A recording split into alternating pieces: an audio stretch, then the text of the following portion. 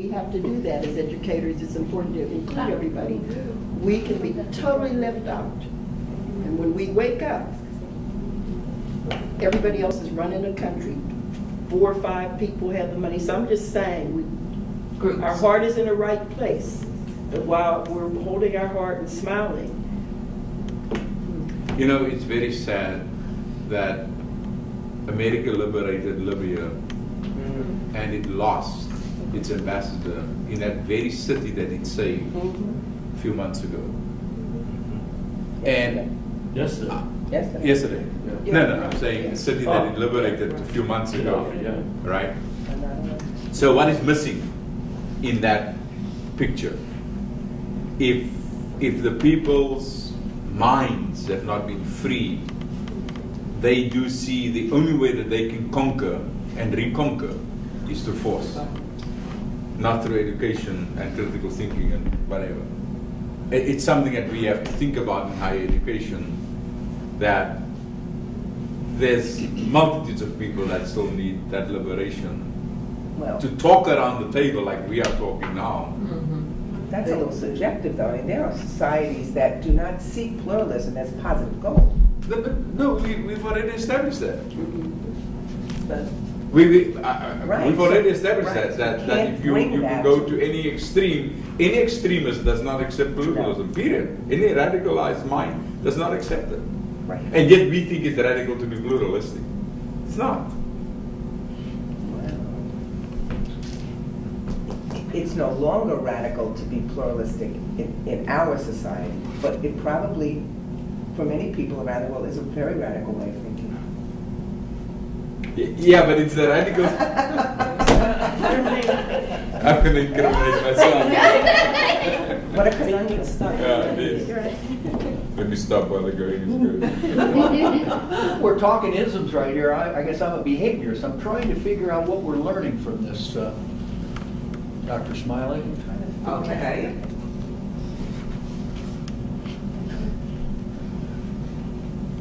I think that's going to come as we continue our discussion here. I think that some things are just really your thoughts on these particular issues, and hopefully by the time we get toward the end, we can see how these things may have an effect on us, higher education, and what we do. This point, diversity should not be seen as the goal. It should be seen as the means to achieving equity and pluralism. Here we go again.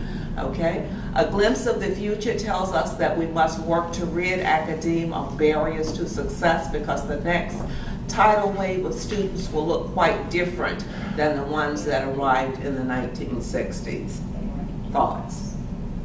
They already do look different than the ones. Yeah. Yeah, it's interesting you chose the word look rather than be.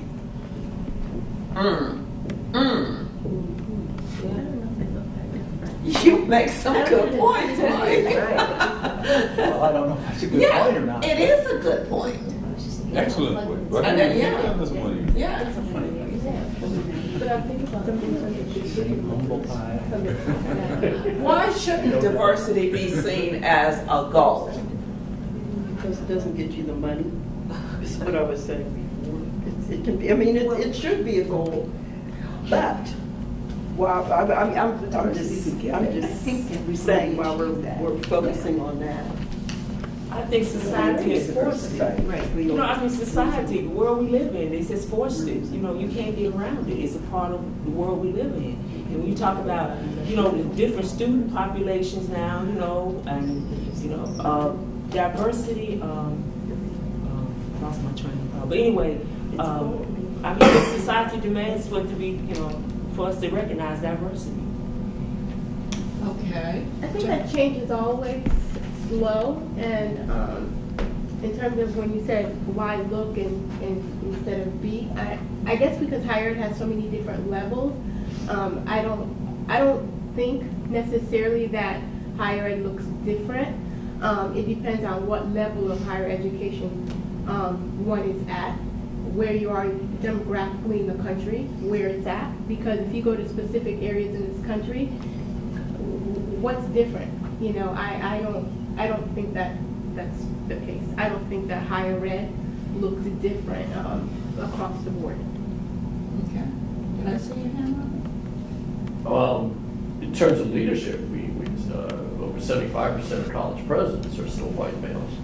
But in terms of student body, there's significant changes all across the country. In age of the students, which is a big thing with adults as opposed to the millennial students. But I think immigration is something that we should maybe bring up, because the DREAM Act, which is now was passed by presidential order as opposed to by an act of Congress. But this path to citizenship, I think, is an interesting one. Oftentimes they were allowed to join the military, but they weren't allowed to go receive financial aid to go to college. So I think that's a significant piece, despite what Arizona and Alabama are doing in terms of immigration laws. It's a hot topic. No one wants to deal with it until after the election. After the election. Don't forget Florida. I don't think you have to go to specific areas in the country. You can go to Nova. Look at the health professionals. Look at speech and language. Look at pharmacy. Look at the programs here. And look at education. Look at certain programs. So when you talk about diversity, you don't have to go anywhere. You can go right here at Nova and look at diversity. You can go to commencement and watch the change in the people getting degrees as you call different programs. So we're going to talk about higher education as diversity. Now, why is that? Then you start talking about who are in the programs. Then you start talking about the economics. Then you start talking about the money. Then you go back to that whole thing of maybe diversity not necessarily being the goal, but how do you diversify in terms of the economics, in terms of the country. It goes back to what Robert's saying, people coming here to get the education. Who can put up 4 years of tuition in order to be able to get their I-10 or I-4? I forget how that works, but I'm just saying. So when you talk about diversity, I'm just thinking that look at Nova. You don't have to go past Nova to look at that issue. But I'm questioning whether diversity is the goal, Diane. That's what I'm saying. No. I'm questioning. Oh, yeah. Because I think the goal is equity and equality. That's what I'm saying. Egalitarianism. That's, I think, what the goal As you is. said, Ron, Diversity is an engine, That's a what- vehicle to get there. There's something else that we need to get at that we often not talking about. Yeah. And I'll tell you, I had an interesting conversation with a CEO of a huge healthcare system in South Florida. And we were talking about diversity and blah, blah, blah, blah. And at the end of the conversation, now I taught a course for Dolores in diversity and multiculturalism. And at the end of the day, the guy actually said to me, we don't really want diversity, but we need to be seen. We need to be seen that we're addressing it. Because you know what? None of my senior directors are going to lose their jobs. There you go. I think that's what I was trying to say. That is a fact of life. We can talk as much as we like the little Indians in the field, but the chiefs don't. What you say is the ideal. It's the ideal. It's the idea, but it's not to be applied, not now. Is it? And I mean, is it really the ideal? And if it is the ideal, why aren't leaders really working toward that ideal?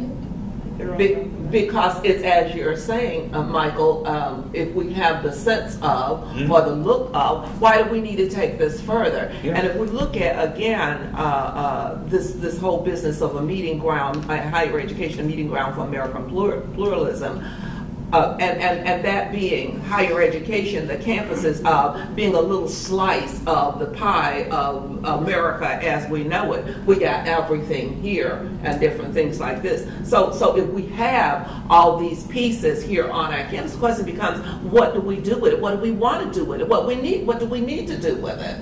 And do we really, the question becomes, do we really look at diversity as a goal, or is it just one of those passing things that we kind of give a nod to and move on? Does it have an effect on anything? And when you look at that last part, it says A Glimpse of the Future tells us that we must work to rid academia of barriers to success because of the next tidal wave of students. We already know, as somebody said a few minutes ago, we already know that we're already looking like that. So what are those barriers to success? Are we interested? Those are the questions that we're looking at. Are we interested in what this tidal wave, how this tidal wave affects what we're doing, affects the type of education that we're providing? Does it mean anything?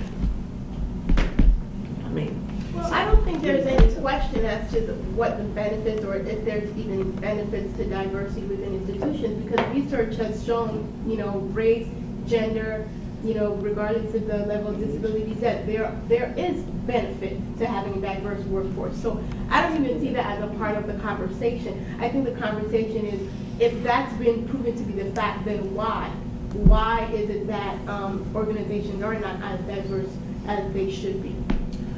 Because I guess because I participated in so many other, discussions like this, and I've read a lot of articles, and there is no argument that there are benefits to having a diverse workforce.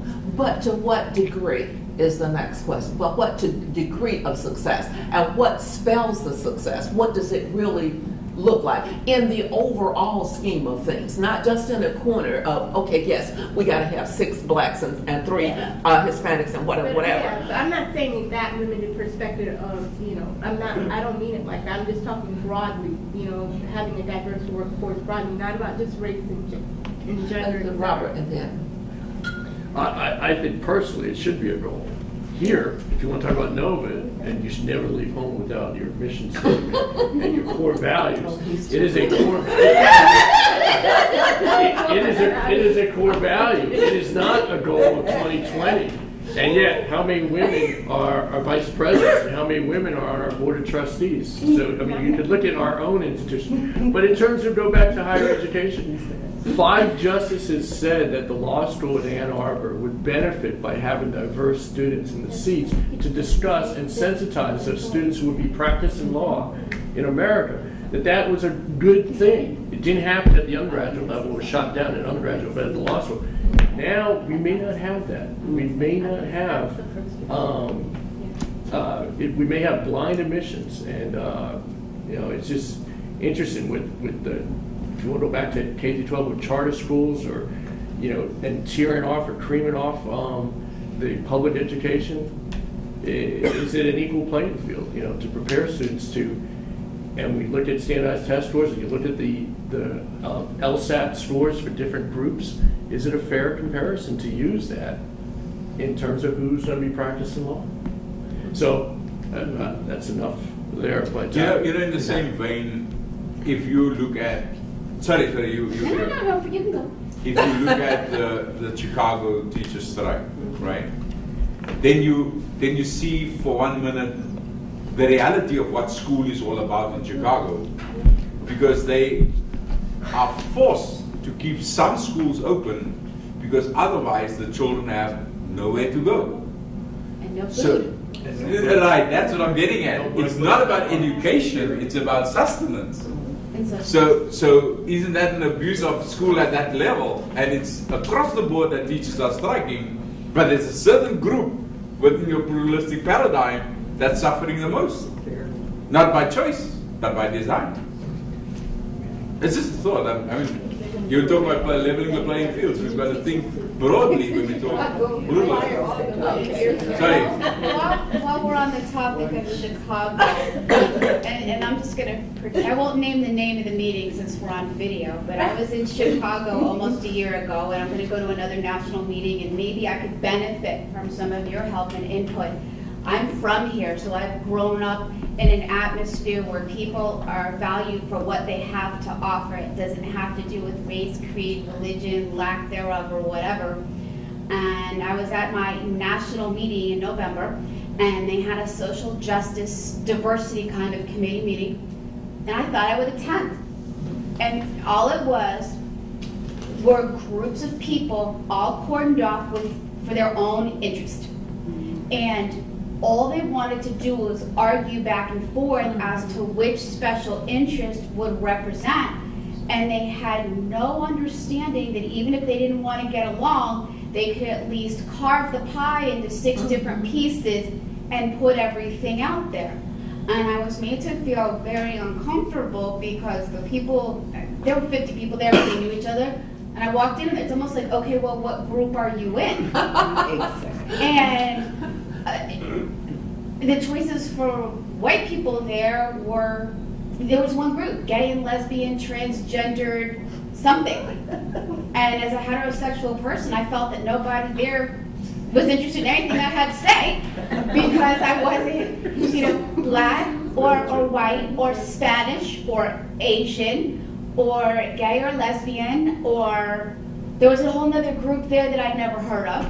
And I just thought, it's true. And that was the sad part of it. Oh, I remember the other group, and I'll get to that in a minute, because that group was affected. But I sat there thinking, I was just stunned because that's not how I grew up. I'm from here and I've lived in Dayton, Broward. So at least here, as much as we can, find faults in things, and there are things that can be improved on, we are light years away from some people. And even though it was a national meeting in Chicago, it was crazy. And the other group that no longer participated was the Jewish teachers group.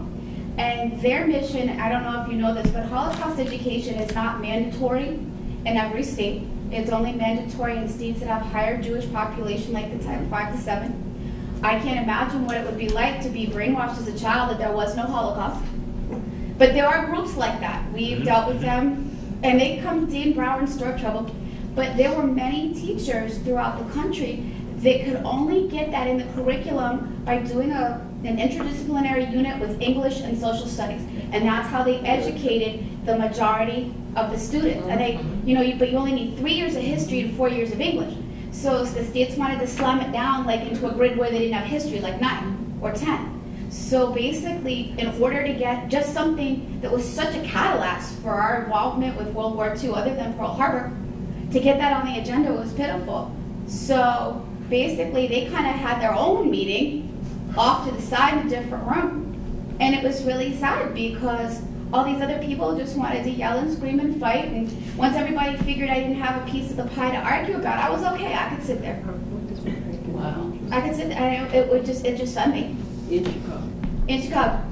But it was from people from all around the world. Yeah. And it was just sad because some of them were from places where there was a minority majority, and some of them were from places where there weren't. There was little minority at all, but nobody could just acknowledge each other's intelligence as human beings on the face of the earth who have found a way to get to a professional meeting and should be there for the benefit of everyone. So there needed to be some pluralism there. Yeah. It would have been nice, but I don't know if we're going back to this one this year. Do you think that that's indicative of national organizations? I've never been before, that's why I'm asking. I had no clue. It's not in my national association, but I'm just wondering, is that, because that's a sad comment. I didn't see it. Professor, did you stand up and say, why is this group so Well, segmented? I put it very nicely as I was being pushed to identify my purpose for being, kind of the way, and I just basically said I was from an area with, at first I said, just many different interest groups. And I had to put it out. I'm from a minority-majority area. And all the minorities, who are the majority, tend to get along and support each other because when you get down to it, a lot of the goals are the same. And people by then, when I was saying that people were taking notes, nobody was listening, and by then I kind of was looking at the door. Yeah. That's sad. And I signed in with my email. I signed in with my email.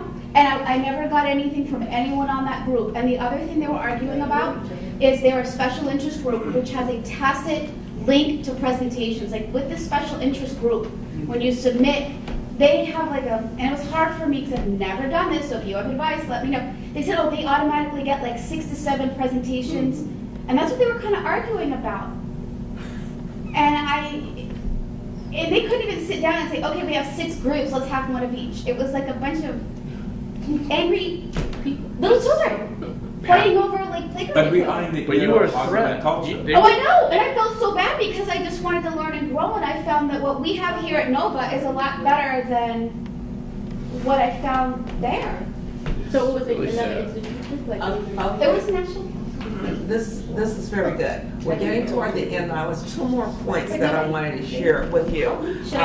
This one from Ernest Boyer that says, I am convinced that the challenge of building community reaches far beyond the campus. Higher education has an important obligation not only to celebrate diversity, but also to define larger, more inspired goals, and in so doing, serve as a model for the nation and the world. I thought that was a really good quote that's applicable to us here today in our discussion. And then this one is our challenge for today, and really sort of taking the things that we have discussed up to this point and looking at this as a challenge. How do we transform our higher education institutions into pluralistic learning communities characterized by equity and excellence? Well, you build a sense of community, and you have forums like these for us, you have forums for students.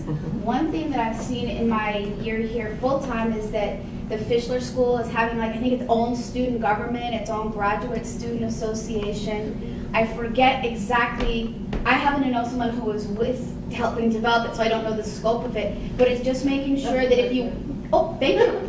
It's just making sure that if somebody wants a voice or feels they need to express something, there's an appropriate place for them to go where they will be respected and not looked down on or tortured or penalized. Yes. Even just this sounds silly, but even just the building of the student union on main campus, it's somewhere where everyone can go. And I know if you're an undergrad, you can go use the rec center and certain things for free, the presentations they have at the Taft Center. It's a community builder. And you're a student, here you go. It doesn't matter if you're, one of these genius whizzes we have who's 16 and graduated from high school early with dual enrollment, or you're 60 years old, and we have the Learning Center for the elderly people at UPP Southwark. We have these forums and these presentations that are well advertised, and you can come. Joanne? I also think, just to answer that question, that it's imperative that we always continue to reach out into the community, to the larger community, because sometimes institutions of higher education kind of seem so far away. But as long as, and I do think that NOVA does a great job. They have wonderful events that they always offer, to the community, a lot of times for free. And I think that's imperative because we get tax breaks, right? Rather we're a private institution. There are a lot of benefits that the state provides, or that the area provides. So I think in order for us to continue growing, I think it's very important that the institution stays connected to the community, outreach, invites people, and encourages not to just come to get a degree, but to be on the campus, to interact with others that are there, or else you become oh, that's the school. And one thing you almost related to is the library, the library. And I used to work with a woman who was married to Don Riggs, who helped put a lot of that out there. And just the fact that you can just come in with your Broward County library card and take advantage of everything there is to offer. We get people coming in from the community that might have never come before. Now we have the parking garage where they can actually park and be within a distant distance. Before, the way it was without the garage, you could come, there was nowhere for you to park, so why would anyone from the community want to come in? And my concern, though, is not with those that have access and who come, but there's a greater majority that's not coming. And that is where our problem lies, with those that do not have access to the opportunities that are available. That's your message. If there's a threat to this transformation or this maintenance of the pluralistic learning communities, it's the threat to academic freedom. If there is anything that NOVA Southeastern University needs to work on, it's the promotion of the idea of academic freedom, the freedom of expression, the freedom to take controversial positions, the freedom to express your opinion in an academically open environment. I shall not agree with you more. I don't know how many read Hanbury's memo yesterday on the 11th anniversary of 9/11. I just found it really sad that we were offering spinning classes, a 90-minute spin class, yesterday at the Don Taft Center to commemorate the victims of 9/11. Let's have a commercial for our Recplex. I just thought that, anyway. I agree with what my colleague said. Institutions need to work on town-down relationships. We are hosting the senatorial debate between Connie Mack and Bill Nelson later this year, live from Nova Southeastern University. It's our second time.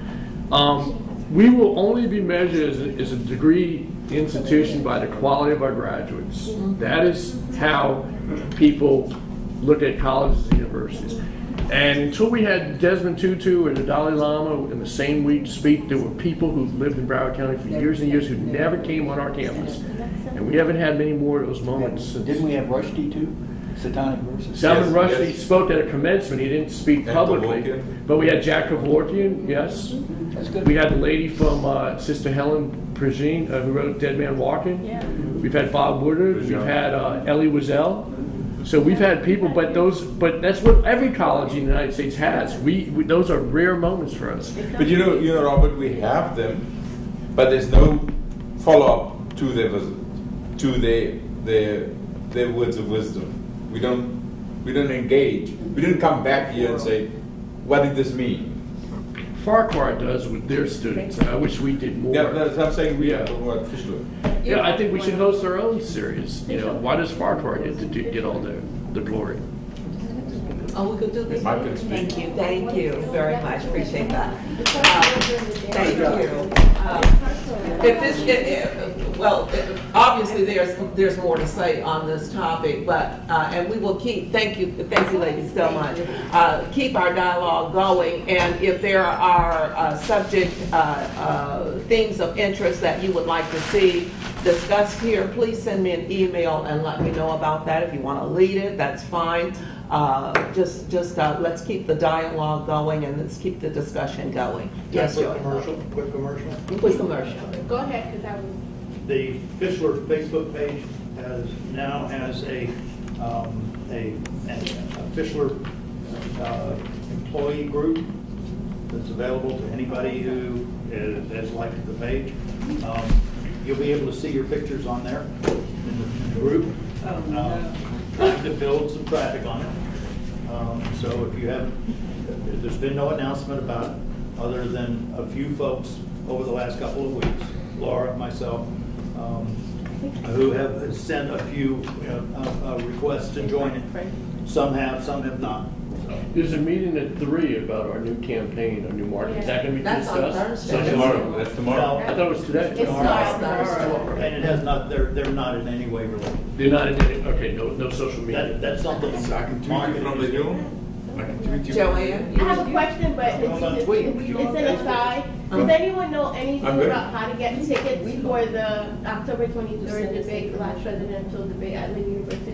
Because I've been trying for the last 2 months. At Lynn? Yeah. They're going to go to their students over you, my dear. But they said they had a certain amount for the public. Call the president's office. And you go to their website and there's.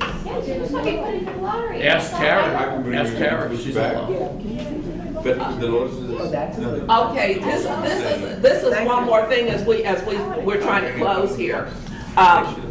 Michael just shared with me the fact that he has, I hope I'm not talking out of turn here, an opportunity to go to DC, Capitol Hill, and to talk and be parts of conversations around South Africa, Africa, and that sort of thing, and to be in the meeting, discussion with people at high levels, such as ambassadors of the different countries. And would you think that we would be very, very proud to have one of our own in DC talking along these lines? But when we talk about equity and everything, wouldn't you think that we would send Michael? No. He's got to pay for his own way. What type? There's a lot to be discussed here. Okay. I got this invitation last night at 6 o'clock. 6 o'clock. Congratulations. 5:57 to be exact. Okay. They'll highlight you after when you come back. I know. I Yeah. said to Wells this morning, I believe in this because this happens just in the wake of the death of Stevens. Yeah. Should Yeah. No, I'm just saying, we should see and accept our role as educators to educate the masses. Absolutely. We need- Absolutely. That's And where I also the was. striking in the gold mines that are Oh, a long time. I was there when it happened. 41,000 or something? Make sure that I have your release, make sure that you complete this. Thank you again, have a great afternoon. Thank you.